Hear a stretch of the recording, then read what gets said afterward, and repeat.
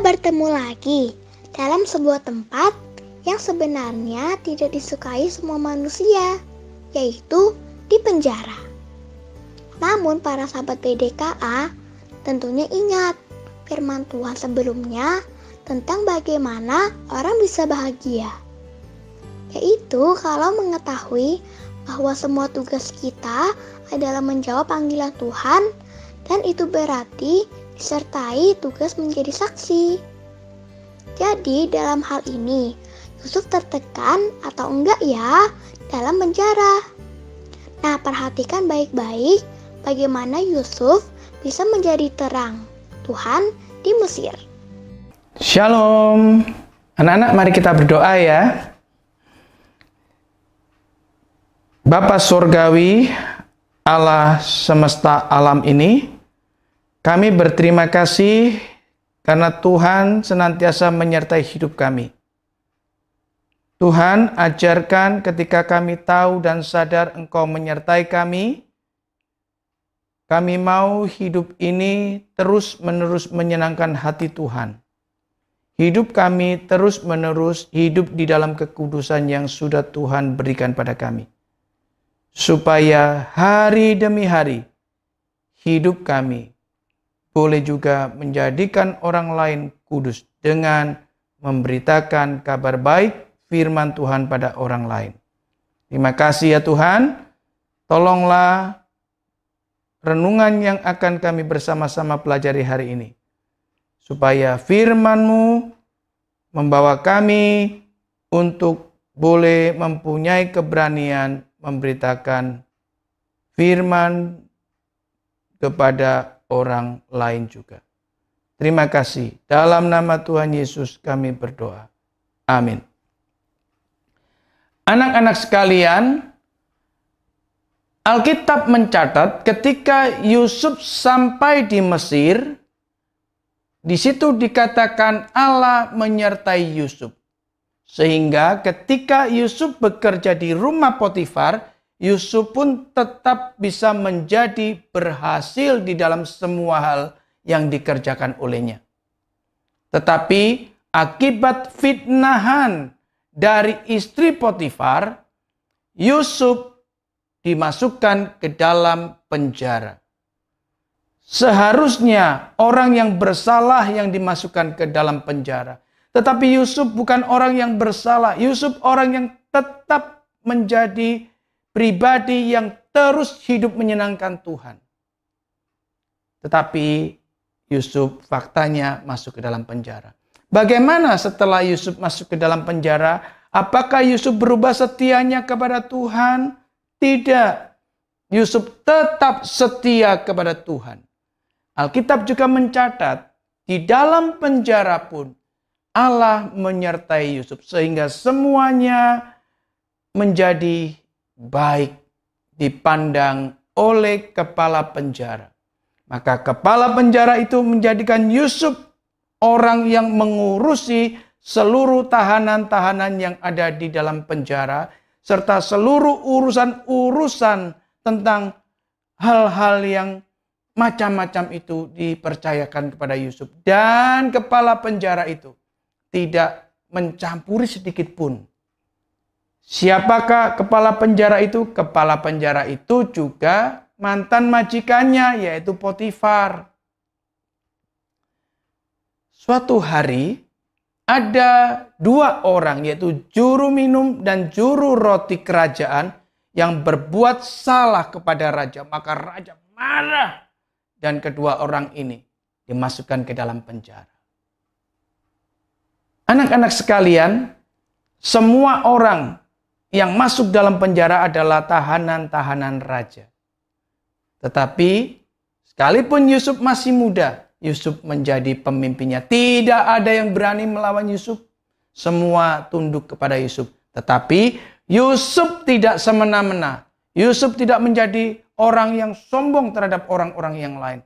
Tetapi Yusuf tetap menjadi orang yang melayani orang-orang tahanan itu. Seharusnya seorang pemimpin di dalam tahanan yang dilayani. Tetapi Yusuf sebagai anak-anak Tuhan, dia justru melayani orang-orang yang ada di tahanan. Satu pagi tertentu, Yusuf melihat juru roti dan juru minum ini sedang bersusah hati. Yusuf tidak membiarkan kedua orang ini dengan mengatakan, biar aja, mereka susah.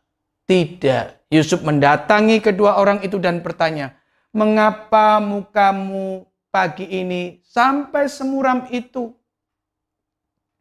Dengan sedih mereka menjawab, bagaimana aku tidak muram, bagaimana aku tidak sedih?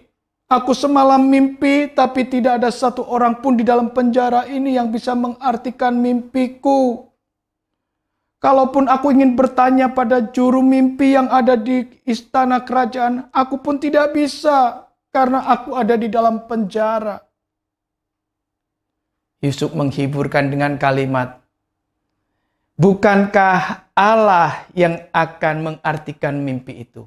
Wah, ini satu kalimat yang luar biasa. Karena Yusuf sedang memperkenalkan Allah yang dipercayainya, Allah yang hidup. Dan Yusuf meminta untuk kedua orang itu menceritakan mimpi yang dialaminya. Singkat cerita, sudah menceritakan seluruh isi mimpinya.